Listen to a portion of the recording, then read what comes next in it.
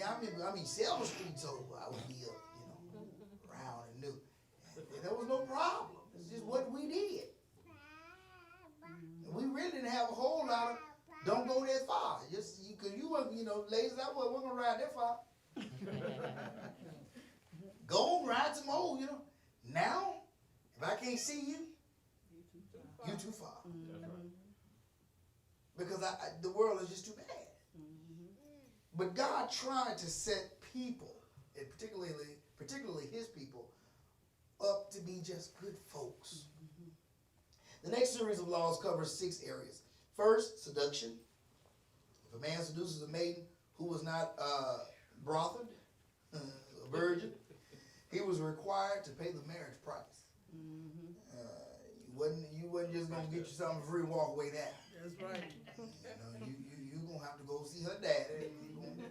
You're gonna have to pay. You're gonna have to do it right. And then here's the thing: he might not even want you to marry her, but you still got to make it right. Here's why: because she wasn't good marriage material anymore. That's right. So you owe him. Now I know we look at it as property, but I also look at how God was trying to keep folks morally clean. That's right. It wasn't just about making woman property. It's about trying to keep folks morally clean. Second, capital offenses. Again, we have some list of crimes punishable by death. These are the practices of sorcery, witchcraft, having sex with animals. Which let me just make this very clear to y'all. Be not deceived and don't be scared. Don't be shocked when in the next couple of years, bestiality and pedophilia become okay somewhere. Bestiality already. But when I say okay, I don't mean just some folks accept it. I mean where it's on the same scale as homosexuality. Why? Because when you open the door to sexual immorality, like I said before, I'm not just bashing any particular sexual immorality, because the truth of the matter is it did not start with homosexuality. It started with fornication. We accepted fornication. Then we accepted adultery. Side chicks was fine. Side dudes is hilarious. Everybody's supposed to have one. It's funny. But when you open up that door, you walk down the bad path. And so God has some capital offenses. Sacrificing to any other God. In other words, worshiping any other God. Third, relationships to others. Strangers are not to be mistreated. Caring about how much you like them, don't know them, you can't mistreat strangers. If widows and the fatherless are afflicted, the wrath of God will become hot. King James said, and I will kill you with the sword. Your wives shall be widows and your children fatherless. Oh, you don't want to take care of the widows? I tell you what, I'm going to let your family feel what it feels like. Because you don't want to be kind to those that are in need. The poor who were forced to borrow money from neighbors were protected from moneylenders who would charge them great interest. It was against the law of Israel to charge interest to such people. Fourth, duties to God. Obligations to God under the covenant were certain for every Israelite. Some of these are recorded in verse 28 through 31. Israelites were not to, and that's of this chapter, 23rd chapter. Israelites were not to revile God nor curse or ruler of the people. They were to offer the first of their produce as well as the firstborn son to God. And here again, a third duty is a repetition of what had been stated earlier. You shall be holy. Fifth, justice for all. Verses 1 through 9 of chapter 23 contain a number of unrelated regulations, all of which demonstrate the way justice was to be administered in Israel. In the broader commentary that follows, we deal specifically with justice to the poor. It's interesting to note that there is a foreshadowing of that New Testament doctrine of love your enemies, according to Matthew 5:44 and verse 4 and 5 here. He really did kind of deal with how we're supposed to treat folk that don't treat us right. For for those who feel like, okay, you know what, you didn't do me right, fine, I don't fool with you, I'm through with you, and you ain't my friend. No, that's not acceptable. That's not holy living. It's not how the saints ought to be. That's right. Get out of your feelings. You know what causes you to feel like that and treat people like that? Pride. Thinking of yourself more highly than you are. Feeling like you have something that's owed to you.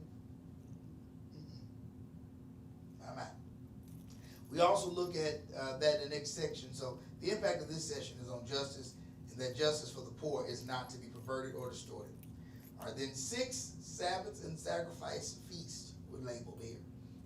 The law of the Sabbath is set forth. The law has to do with the land as well as the people. Imagine if the world had just stuck with this, resting the land on the 7th year. We won't be talking about some of the things we deal with from a green standpoint today. That's right. But we don't listen to God. We know better than God. Then come 3 feasts of the year, the Feast of Unleavened Bread, the Feast of the Harvest, and the Feast of the Ingathering. Again, the law of the first fruit is underscored. The first fruit belonged to the Lord. So there's 3 lessons for us that we're going to try to get through here. We said earlier that from these ordinances that they may appear a little archaic and irrelevant to us, but 3 very important lessons can be gained. The first lesson is that there is in these ordinances a concern for fairness and justice. God is concerned with being fair and just. He's concerned with making sure that people are treated fairly. We need to keep in mind that the simplicity of the state of civilization which these laws reflect. The ox and the donkey were the primary property of people. Notice he didn't really talk about folks' houses. See, today's term, we be looking at don't mess with nobody's garage. Leave it right alone. Houses and land. Right? We'll be talking about all these other possessions that we have, jewelry and things. The donkey and the ox was the big things back then. That was their mansion and their Cadillac or their Mercedes or whatever, you know, their Lamborghini. That's it. The ox and the donkey. One for the toil of agriculture, which again was the primary means of gaining wealth, and the other for burden bearing. There was no fence on the broad pasture land. They didn't have fences on the journey in the wilderness, right? And there was common land on which all the cattle grazed. Therefore, the laws were simple and direct. We have read those laws. If an ox gored a man or a woman to death, the ox would be stoned. But if the owner had been warned about this ox being dangerous, and that ox killed a man or woman, the ox would be stoned, and so would the owner. Because he knew. Because you knew better. How do you live in harmony? You do what is right. For those that said, you know, sometimes, you know, the law oversteps, you know, I know it does at times, don't get me wrong. But there are some times when it's just not enough. Because we just do what we want to do. Amen. But if you knew about your ox being dangerous, and you knew about your dangerous ox, you were killed. That's very direct and clear. It was an eye for an eye and a tooth for a tooth.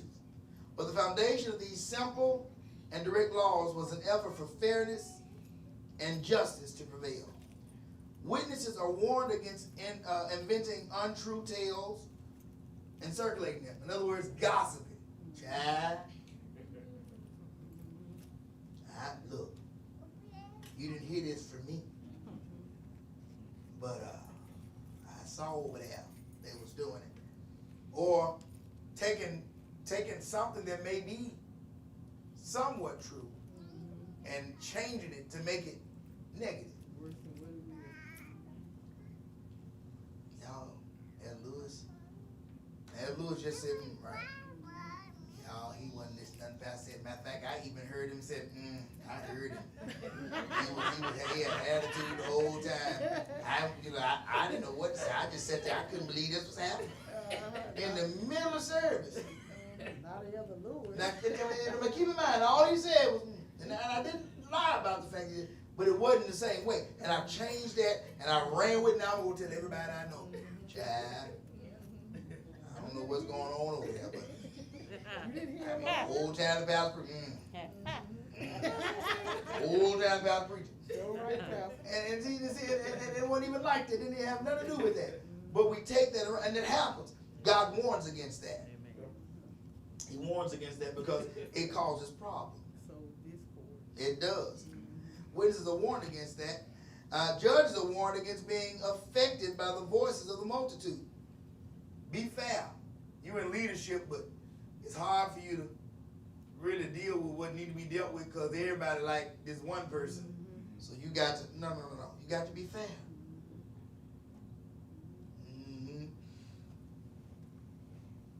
Judges are not to be biased by the poor or partial to the rich. Judges are especially charged to see to it that the innocent should not suffer, that the wicked should not escape, and that foreigners get justice as well. A bride is not to be entertained even for a moment. A bride is not to be entertained.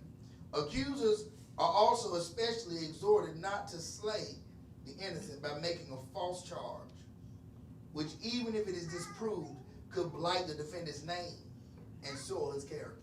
When you lie on somebody, people realize you lied. You know what happens a lot of times? What I've seen a lot of folks do? They'll know they lied. And then and to get it right, they'll just stop lying. Never actually go back and repent. Just stop lying. But here's the thing about it. There are some times you can do that even when you go back and get it right. You've hurt somebody's name so bad. And you got to remember, the character now is not just about that person, but it's about the souls that are connected to that person. That's right. If God wants to use that person as a witness, and you have torn that person down, that's right. even if you get it right, there may be 3, 4, 5, 6, or however many souls that before you did that. Now, you know what? I was just about to get saved, but they walked away, and now they missed their call, their season to be saved because of you. Got to be careful with things like that. Is there more confused issues in our day? Is there a more confused issue in our day? No. Fairness is a big deal. We've all said even when we were growing up, that's not fair. Right? That was main thing. It's not fair. That was our main complaint to our parents. What wasn't fair? It's not fair. Half the time we don't even know what fair really is. It's not fair. It wasn't fair for all the big boys to be on the same team, or for someone to try to put more girls on one team than another. It didn't seem fair for all the grown folks to eat first, or for all the children to have to wait, or when you had company over, let's clean the walls and all that junk. Take them a Coke. Ooh, you got any Sprites in there? Oh, I just need a good belch. Didn't seem right. Do all that serving and take our meal to the folding table at the back. Ain't bad lights. Didn't seem fair, right? Those are my thoughts about fairness in that day. But it's not so simple anymore. Now, that means nothing. Now, I have so many other things when you think about the world we live in. We're talking about fairness. Fairness has become a club of sorts in the marketplace where salary scales are fought for, and fair trade acts are manipulated selfishly, and usually we think of fairness only when it benefits us. What makes us say something ain't fair? Because it didn't work out for us.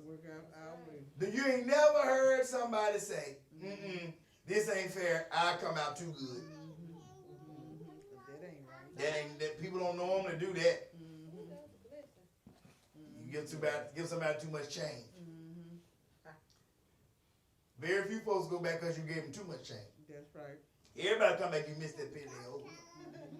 You gave me $7.36, and this will be $7.37. I need my money. Right?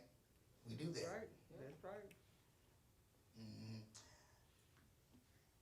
Fairness is all about what benefits us. In our complex society, that what is fair to one group of people may appear terribly oppressive to another group. For example, we're living in it right now. Texas and Mississippi have lifted their mask mandate. And y'all, I'm gonna be honest with you. I'm gonna get in the world of trouble again. Who cares? That's where I live. Folks is cracking me up. I'm just cracking up. You ain't got nothing else to be concerned about but whether or not the governor is telling you to put a mask on or not. First of all, why do you want government telling you how to live your life? Are we okay with that? Do we really understand that? I'm gonna get in so much trouble though. Got a choice. But you got people dying. I understand people dying. What I really find hilarious, and I'm telling you what I do. I've been trolling. I've been trolling. And tell you how I've been trolling. Because everybody talk about fairness, right? I've been trolling. And y'all know I've been working with the clergy in the city. I've been working with our folks about getting the education out about vaccines, and I've been working as hard as I can. And what trips me out is how many people say it's a shame that they're saying that they are allowing you to choose. Not saying you can't wear no mask. They're allowing you to choose to wear one. I'm so glad Bishop Charlie Patterson got on there and said, look, just use your common sense and put a mask on. That's right. You don't have to do that. Anyway, All that. it's amazing to me how many of the same folks say they ought to keep the mask mandates. It's the same ones that won't take their appointment, qualified, and won't get an appointment for a vaccine. Let me get this straight. You got an option to protect yourself that you don't trust. But that little flimsy piece of plastic that you put across there with all the holes in it that you adjust 15 times, I'm telling you, so uncomfortable. that's what's going to keep you safe. That science is right. Spare me. What's fair is you feel protected because somebody can get in trouble if they don't do what you're doing. That's the problem. Now, please don't misunderstand me. Do I think that the virus is gone and that times are open? No, that's not what I'm saying. I do believe we should still be vigilant. There is still a lot going on there. That's not what I'm saying. Please understand what I'm saying. I'm saying sometimes we take and we fight over things that don't even matter. Look, just wear your mask. And if you don't, here's the thing. If you see some folks not wearing their mask, guess what you can do? Not go around. Not go around.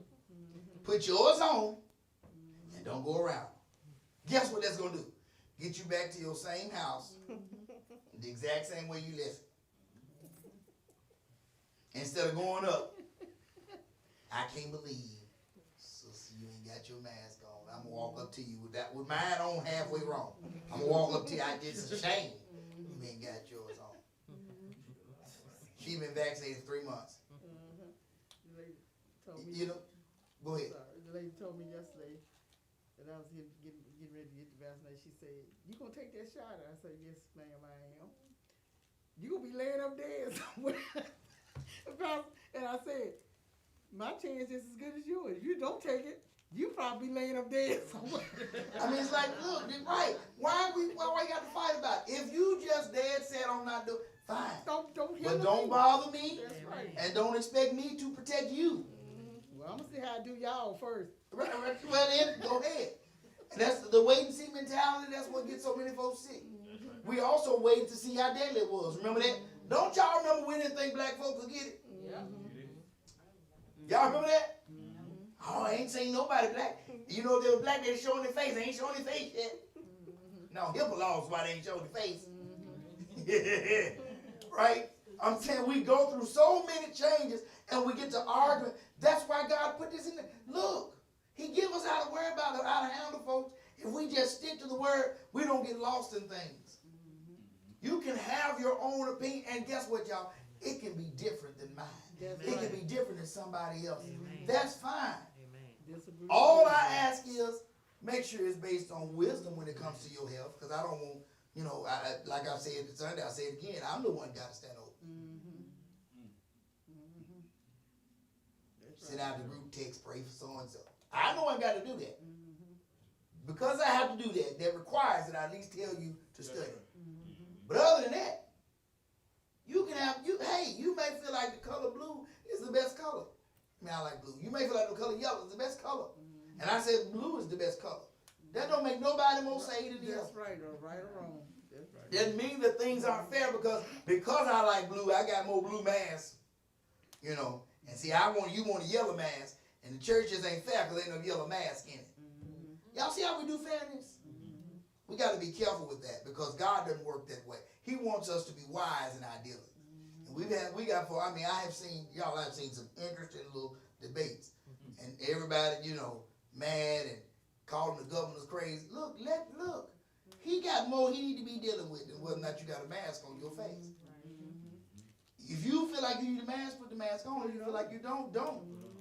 But respect each other either way. If you see somebody with a mask on and you don't have one on, don't be a jerk. Walk up to them, give me a hug. Give me a hug. Come here. I ain't seen you forever. You know they don't want you near them. Got their whole face covered. Can I just be honest with you? I'm kind of loving this personal space anyway. Hey man, just mind. Hey, I love you. You know. But anyway, we don't have to deal with that type of attitude. We just honestly understand what fairness is. Let me keep rolling. Now I got sidetracked. I didn't mean to. Don't hate me. Just keep watching. It's all right. Wear your mask if you want to. You got a choice. I'm not telling nobody not to do nothing. I'm not doing that. I'm just acknowledging the fact that we're in a world where we're playing a lot of this stuff out in different ways, y'all. We don't have the ox and the donkey, but we got our cars, right? Our houses, and, you know, me, my foe, and no more mentalities. We got to watch that. Justice is probably even a more crucial issue. We call the government, the governmental apparatus that deals with crime and punishment, with law and order, with courts and judgment, our justice system, right? That's what we call our justice system. The whole system is in trouble because discerning justice is not so simple anymore. We have complicated everything, y'all. Everything we try to do is complicated. Sounds good to give folks money when they're down and out, right? Why does it take them months to vote on something like that? Well, because money, you can't just decide to go get you an inkjet printer and run you a couple of bills off. Money got to come from somewhere, right? And it's got to be paid back. May not come from you directly, but it's got to be handled. Your taxes, something's got to change. So that's why it takes time. But see, justice, what we consider, you know, and that's what we get caught up when we talk about justice, we can see right here. But justice requires that someone sits high and look out at the broad scope of things. That's right.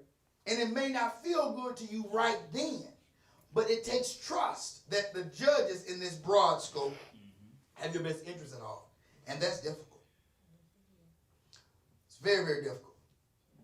The earnest desire for fairness and justice has beneath it the need for reconciliation and living together in peace, y'all. Peace. There's a marvelous picture of it in verse 4 and 5 of chapter 23. If you meet your enemy's ox or his donkey going astray, your enemy now, you shall surely bring it back to him again. Ain't that something? Not us, though. Mrs. Maxwell, me and Mrs. Maxwell been feuding. We've been feuding for 20 years. We don't get along. We ain't been getting along. Her family hated my family hated her family. We go back generations. Hate.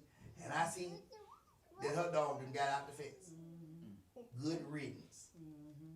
Dog was crazy too. I ain't like the dog either. Right? No.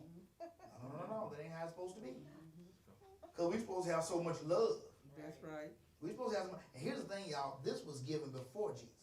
Before grace. We're supposed to have so much love that we're supposed to be able to look past our enemy's faults. And keep going. Sister Bria back there sitting with my sister. I can't get her to wave to me. But you better sit with my sister. See, I got to have enough love. That I can't hold that against stuff. I see her cup on the floor and I walk past. I got to pick it up. Can't pick the cup because she won't speak to me. Being comical, y'all, but you know, that's a very small scale, but that's how we be on a large scale. We have issues with folks. And you know what we do? We'll start serving right. That's what they get. No. We don't get to decide why somebody's going through, how somebody's going through. We're supposed to have enough love to pray no matter who they are, what they've done to us, how we feel about them. Y'all, that take God. And we ain't acting real deep while we say that. Now, I'm preaching it but let's just be real. When we all get tested on it, that take God. Now, I've been in situations Well, no, wait a minute, God. Wait a minute now. Help me, I Lord. felt a smile. It ain't supposed to be no smile. Who's here? Oh, y'all don't have that problem. I'm talking about we do. it's just me. It's just me. It ain't y'all. It's just me. Help me, Lord. When you had that smile when something you hear something. Look, I knew that. Yeah, you know how. Hey. I knew that. And y'all, and then depending on how deep you are, you might say something like, "See, the word of God is true." Y'all never do. The word don't lie. No, but you do. You need to hush. You don't get to say. Just trust God. I have to check myself. I ain't talking about nobody. I'm talking about Chris. Me too. Because you're in the flesh, right? And sometimes it just feels good. But that's not the way God told us to be, right? And here's the thing. Anything that God told us before grace, that he reiterated, because you know we go back into Matthew when he started talking about loving your enemies. He didn't leave it out. That's right. You don't get to say that's just like polyester. No, it ain't. He addressed it. We got to love folks that don't treat us right. And I'm going to tell you why that's so important. Can I be real with you? Because sometimes what's not right to us is because we ain't right. I'm going to say it again. Sometimes what's not right to us is because we're not right. Have you ever thought about the fact that sometimes you feel like people did you wrong because you're wrong? Think about that. They did you wrong because you're wrong. If you had been right, if you had been doing what you're supposed to do. Prime example. I've heard folks get in arguments and complaints with somebody they ain't married with, but they shagging. He just won't pick up after you one. There's no helping that because the problem is he shouldn't have his belongings at your house. That's right. You can't fix the cleaning up because he don't belong there. You get right out of wrong. You can't do that. I know that seems crazy, but even if we got married, he still had to fix it. But see, that's different. You done made vows, you get counted, you're not supposed to enter into marriage haphazardly. That's right. But you shagging. You ain't got no title, no deed. And in fact, I had an example too. Go ahead. Make sure the audience mic on so they can hit. Look, I remember the other week I was in the store and I was messing with the cucumbers. And the woman of the opposite color, she wanted some zucchinis, and the zucchini were over the cucumbers. Instead of her coming up and saying, "Excuse me, can I get it?" She reached over me, Pastor. And I said, I went and thank you, Jesus. Thank you, Jesus. Because the reason why that offended me, and I walked out, I said, God, why did that offend me so bad? And the color came to mind. That's why I got offended. Not because of what she did, but because of Who she was. And so now what you got to deal with is you can't deal with what happened. You got to deal with the fact that why did that offend you? If that was your reason, that means that's something on the inside that's got to be dealt with. You see what I'm saying? Don't get me wrong. I know where it comes from. It don't need to lie. I'm not going. I've experienced some reasons to dislike some folks. Not just because of color, but all types of things. But there's no reason that you get to hold against somebody. That's right. And like you said, if you don't take time to say, God, wait a minute, why did that bother me so much? Because that shouldn't have bothered me so much. If Sister so-and-so had done that, that's right. Would that have made me mad? Most people ain't where they think they are. Amen. And definitely ain't where they supposed to be. Amen. That's right. That's right. That's right. Amen. And so we have to be prepared. Y'all ain't gonna, I'm just going to cut across. We have to make sure, and I ain't going to get to the angel, none of that stuff. God, that's beautiful. I ain't going to worry about it. The point is your heart has to be right. And when your heart is right, you'll be just. You will be fair. You'll handle people differently. You won't look at, you'll learn, I mean, I'm learning. I ain't say I got there, but I'm learning how to look at people even when they have faults against me or whatever. When I look at them and say, okay, God, but why? What is it? Even if it's not in me, maybe it's in the circumstance, maybe it's just a situation. What is it? When you start looking at it like that, you're able to forgive. You're able to keep on going. Even when folks crack bottles and things and stuff, you just keep on going. You're able to forgive. You're able to let go. You're able to move on in God. What happens is not just are you fair and just with others, but you become fair and just with yourself. You allow God to make you and mold you. So we just want to be good people. Yes, Lord. And every good person has one thing in common with another one, and that's the heart. If your heart is pure, you'll be fair and you'll be just. God bless you, Facebook. I did not get where I wanted to get, but I think I got where I should have gotten. God bless you. I want to see you at the top, if at all possible. We'll be in person on Sunday, and then we'll also be live as well. So join us if you're free and able to do so. We're looking forward to a great time in